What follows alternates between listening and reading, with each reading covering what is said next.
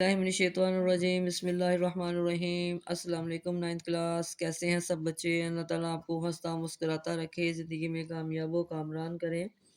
तो बच्चों, उर्दू की किताब हम इसके अगले जो आपके बंद रह गए थे उसकी तशरीह करेंगे। बंद नंबर 3।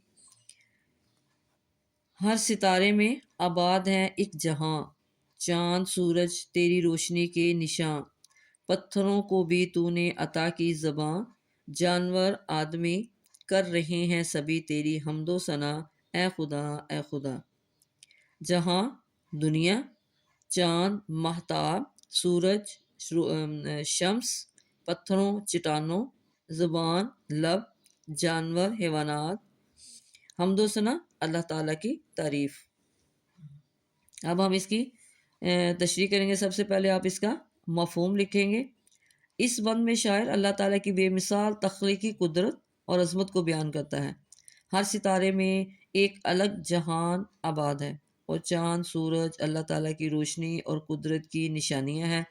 अल्लाह ताला ने पत्थरों को भी ज़ुबान दी है और तमाम मखलूक़ात, चाहे वो जानवर हों या इंसान, अल्लाह ताला की हम्द व सना कर रही है। ये बंदा अल्लाह ताला की कुदरत, इसकी सिफ़ात और कायनात के हर ज़र्रे में इसकी मौजूदगी का एतराफ़ करता है। अब आप आगे तशरीह की हेडिंग देंगे। शायर कहता है कि कायनात में मौजूद हर सितारा अपनी जगह एक अलग दुनिया का मंजर पेश करता है। ये अल्लाह ताला की तख्लीकी कुदरत की गवाही है जो नहायत वसी, हैरान कुन और नाकाबिल तसव्वुर है। चाँद और सूरज अल्लाह ताला की रोशनी और हदायत के निशान हैं। ये उसकी हिकमत और कुदरत के ऐसे मुज़ाहिर हैं जो ज़िंदगी की बका के लिए ज़रूरी हैं। सूरज की रोशनी और चाँद की चमक अल्लाह ताला की नेमतों और इसके जलाल की अलामत है। ये एक खूबसूरत तशबीह है जो इस हकीकत को उजागर करती है कि अल्लाह ताला के कुदरत से वो चीज़ें भी जो बेजान दिखाई देती हैं अपनी ज़ुबान में इसकी हम्द सना करती हैं। ये इशारा इस तरफ भी है कि कायनात की हर चीज़ अल्लाह ताला की किबरियाई की गवाही दे रही है। शायर कहता है कि अल्लाह ताला की मखलूक़ात, ख्वाह वो इंसान हो या जानवर, सब अल्लाह ताला की तारीफ़ और इबादत में मशगूल हैं।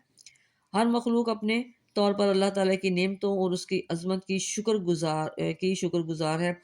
ये बयान कायनात की मजमूई इबादत है और अल्लाह ताला के लिए शुक्रगुज़ारी को उजागर करता है।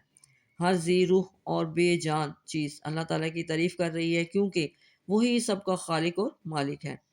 शायर इन अल्फाज के ज़रिए अपनी मोहब्बत, आजिज़ी और अल्लाह ताला की अज़मत का एतराफ़ करता है। ये एक दिल की पुकार है जो अल्लाह ताला के करीब होने की ख्वाहिश को ज़ाहिर करती है। अच्छा जी, अगला बंद आपका जी। सौंप कर मनसब आदमियत मुझे, तूने बख्शी है अपनी खिलाफत मुझे, शौक़ सजदा भी कर अब अनायत मुझे, खम रहे मेरा सर तेरी दहलीज पर, है यही इल्तिजा ए खुदा ए खुदा। अब इसकी तशरीह में सबसे पहले आप बंद नंबर आपका 4 है, इसके मफहूम लिखेंगे कि इस बंद में शायर इंसान की अज़मत और ज़िम्मेदारी को बयान करते हुए अल्लाह ताला से आजिज़ी और बंदगी की दुआ करता है। शायर कहता है कि अल्लाह ताला ने इंसान को एक ख़ास मनसब यानी आदमियत का शर्फ और खिलाफत अता की है। मनसब आदमियत, आदमी होने का मर्तबा, खिलाफत अता की है। यहाँ नहायत बड़ी नेमत और ज़िम्मेदारी है। जो नहायत बड़ी नेमत और ज़िम्मेदारी है वो अल्लाह ताला से दरख्वास्त करता है कि इसे सजदे की तौफीक भी अता हो ताकि उसका सर हमेशा अल्लाह ताला की दहलीज पर झुका रहे। शायर की इल्तिजा आजिज़ी, शुक्रगुजारी और अल्लाह ताला की इबादत के शौक़ का इजहार है। फिर आप इसकी तशरीह की हेडिंग देंगे। शायर इंसान के अशरफुल मखलूक़ात होने का ज़िक्र करता है। अल्लाह ताला ने इंसान को दीगर मखलूक़ात पर फजीलत दी और इसे इल्म, शऊर और सोचने समझने की सलाहियत अता की। ये आदमियत का मनसब है जो इंसान को बाकी मखलूक़ात से मुमताज़ करता है। यानी कि आदमियत का मनसब यानी कि आदमी होने का ये मर्तबा है कि जो इंसान को बाकी मखलूक़ात से मुमताज़ करता है। इस जुमले में अल्लाह ताला की जानिब से इंसान को ज़मीन पर खलीफा बनाए जाने की बात भी की गई है। यानी कि जहाँ कि मुझे खिलाफत जानशीनी یہاں پہ اللہ تعالیٰ یعنی اس جملے میں اللہ تعالیٰ کی جانب سے انسان کو زمین پر خلیفہ بنائے جانے کی بھی بات کی گئی ہے۔ یہ خلافت انسان کے لیے ایک عظیم ذمہ داری ہے کہ وہ زمین پر عدل و انصاف اور اللہ تعالیٰ کی مرضی کے مطابق زندگی گزارے۔